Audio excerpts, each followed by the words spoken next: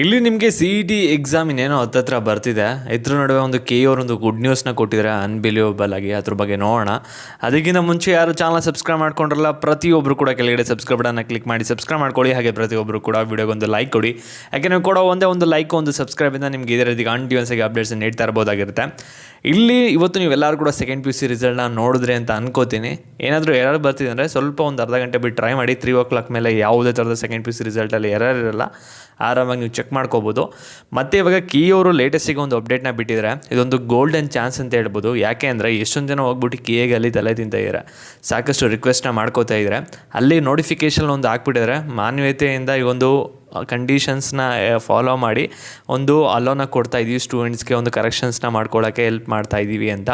ಇಲ್ಲಿ ಏನು ಹೇಳ್ತಾ ಇದ್ದಾರೆ ಅಂದರೆ ಕೆ ಅವರು 18th ಮತ್ತು 19th ಎಕ್ಸಾಮ್ ಇದ್ದರೂ ಕೂಡ ನಾವು ಎಕ್ಸಾಮ್ಗಿನ್ನು 5 to 6 days ಇದೆ ಅಷ್ಟೇ. ಇದರಲ್ಲೂ ಕೂಡ ಸಾಕಷ್ಟು ಜನ ಏನು ಹೇಳ್ತಾ ಇದ್ದಾರೆ ಅಂದರೆ ಇಲ್ಲಿ ನಾವು C E T exam application ಹಾಕಬೇಕಾದ್ರೆ ಕೆಲವು ಮಿಸ್ಟೇಕ್ಸ್ನ ಮಾಡಿಬಿಟ್ಟಿದ್ದಾರೆ. ಅವರು ಏನು ಮಾಡಿದ್ದಾರೆ ಅಂದರೆ ಕೌನ್ಸಿಲಿಂಗ್ನ ಯಾವುದಾದ್ರು ಅಟೆಂಡ್ ಮಾಡ್ತೀರಾ ಅಂತ ಕೆ ಅವರು ಮೊದಲೇ ಕೇಳಿದರೆ, ಅದರಲ್ಲಿ ಕೆಲವರು ಬರೀ ಇಂಜಿನಿಯರಿಂಗ್ ಅಂತ ಸೆಲೆಕ್ಟ್ ಮಾಡಿದ್ದಾರೆ, ಕೆಲವರು ಫಾರ್ಮಸಿ ಅಂತ ಸೆಲೆಕ್ಟ್ ಮಾಡಿದ್ದಾರೆ. ಎಲ್ಲ ಕೌನ್ಸಿಲಿಂಗು ಕೂಡ ಕರೆಕ್ಟಾಗಿ ಸೆಲೆಕ್ಟ್ ಮಾಡಿಲ್ಲ, ಮಿಸ್ಟೇಕ್ಸ್ ಆಗಿದೆ. ಅಲ್ಲಿ ನಾವು ಸೆಲೆಕ್ಟ್ ಮಾಡ್ಕೋಬೇಕು ಕೌನ್ಸಿಲಿಂಗ್ ಪಾರ್ಟಿಸಿಪೇಟ್ ಮಾಡೋಕ್ಕೆ.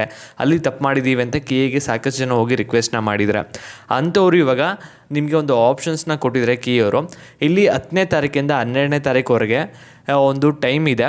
ನೀವು ಮ್ಯಾನ್ಯಲ್ ಆಗಿ ಹೋಗಿ ಕೀ ಆಫೀಸ್ಗೆ ಹೋಗ್ಬಿಟ್ಟು ಅಲ್ಲೊಂದು ಲೆಟ್ರ್ ಬರ್ಕೊಟ್ಬಿಟ್ಟು ಅಲ್ಲಿ ನೀವು ಸಬ್ಮಿಟ್ ಮಾಡಿದ್ರೆ ಅಲ್ಲಿ ನಿಮಗೆ ಚೇಂಜಸ್ನ ಅಲ್ಲಿ ಅಪ್ರೂವ್ ಕೊಡ್ತಾರೆ. ನೀವು ಮಲ್ಟಿಪಲ್ ಕೌನ್ಸಿಲಿಂಗ್ಗೆ ಅಟೆಂಡ್ ಮಾಡ್ಬೋದಾಗಿರುತ್ತೆ. ಮತ್ತು ಇದ್ರ ಜೊತೆಗೆ ನೀವು ಅಪ್ಲಿಕೇಶನ್ ಹಾಕ್ಬಿಟ್ಟು ಇನ್ನೂ ಫೀಸ್ ಕಟ್ಟಿಲ್ಲ ಅಂದರೂ ಕೂಡ ನಿಮಗೂ ಕೂಡ ಟೈಮ್ ಇದೆ. ಏಪ್ರಿಲ್ 10ನೇ ತಾರೀಕಿಂದ 12ನೇ ತಾರೀಕು ಒಳಗಡೆ ಡಿ ಮಾಡಿಸ್ಕೊಂಡು ಹೋಗ್ಬೇಕಾಗುತ್ತೆ ₹600. ಇದನ್ನ ನೀವು ಕೆ ಇ ಆಫೀಸ್ಗೆ ಹೋಗ್ಬಿಟ್ಟು ಖುದ್ದಾಗಿ ನೀವೇ ಕೊಡಬೇಕಾಗುತ್ತೆ. ನೆನಪಿರಲಿ, ನಿಮಗೆ ಇವಾಗ ಯಾರು ಫೀಸ್ ಪೇ ಮಾಡ್ತಾ ಇದ್ದೀರಾ K E C T application fill up ಮಾಡಾದ್ಮೇಲೆ ಇವಾಗ ಫೀಸ್ ಪೇ ಮಾಡ್ತಾ ಇರೋರು, ನಿಮಗೆ ಎಕ್ಸಾಮಿನೇಷನ್ ಸೆಂಟರ್ ಬಂದ್ಬಿಟ್ಟು ಆಲ್ ಓವರ್ ಕರ್ನಾಟಕ ಎಲ್ಲಿ ಬೇಕಾದರೂ ಬೀಳ್ಬೋದಾಗಿರುತ್ತೆ.